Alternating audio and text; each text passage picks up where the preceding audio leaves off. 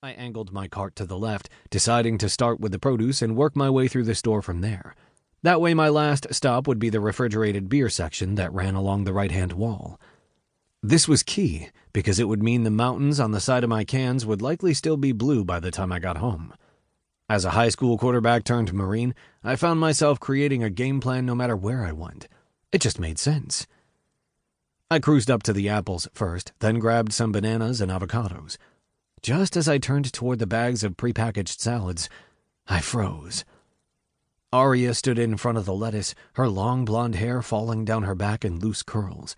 She wore a red blazer that accentuated her small middle, flaring out over her hips. She'd paired it with a black pencil skirt, and my gaze momentarily lingered on the small slit at the back of her knees. Aria was big on fashion and looked amazing every time I saw her, and today was no exception. Even her fancy heels matched her outfit with their black tops and red bottoms. My stomach clenched, and I closed my eyes, questioning my healthy eating habits. I should have skipped the produce section altogether. It shouldn't have been a surprise to find Aria over here. She didn't look like that because she gorged herself on frozen taquitos every night. But before I could duck and run, she turned, jumping slightly when she saw me standing behind her. "Will, hey." "Hey." An awkward silence came over us, and she pursed her lips. "Doing some grocery shopping?" Glancing down at my cart, I almost laughed when I saw her eyes crinkle like she regretted stating the obvious.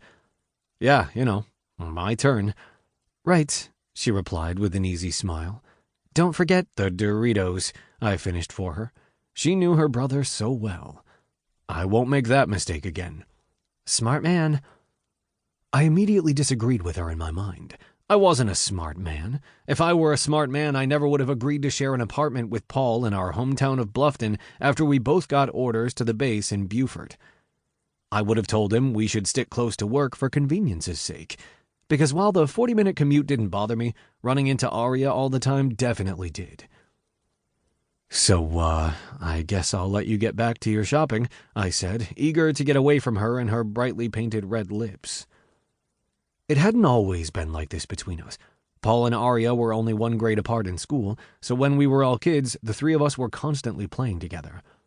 On my end, hanging out at their house was my escape from everything going on at mine. I practically became the Bristol's third kid. I was around so much. We were the Three Musketeers, the Three Amigos, and sometimes even the Three Stooges. Either way, back then I thought nothing could ever ruin what I had with my pretend brother and sister.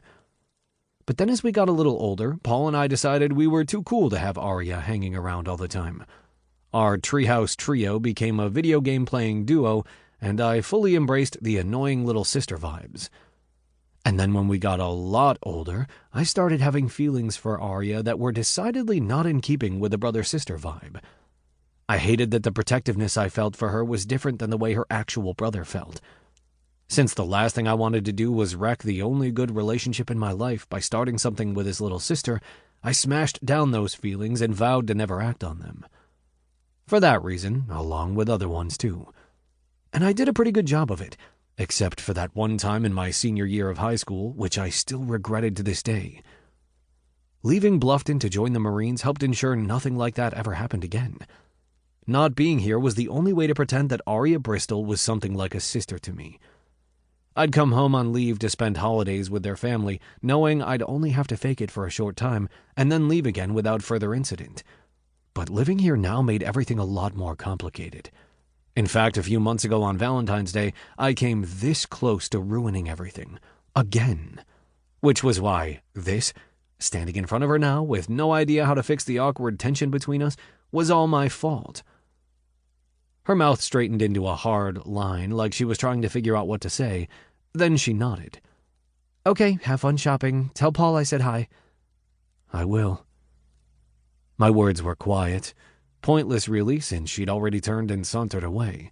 I should have turned too, but man, if I couldn't tear my eyes away from her retreating form. Again, not a smart man. "Hi, Will." I jumped like I'd been caught with my hand in the cookie jar, turning to find the town florist and resident gossip queen watching me with a rueful expression. "Hi, Miss Hattie." "The peaches are looking awful ripe today, aren't they?" Stuttering, I blinked at her. The what?" "The peaches, Will," she said, gesturing at the mountain of golden fruit between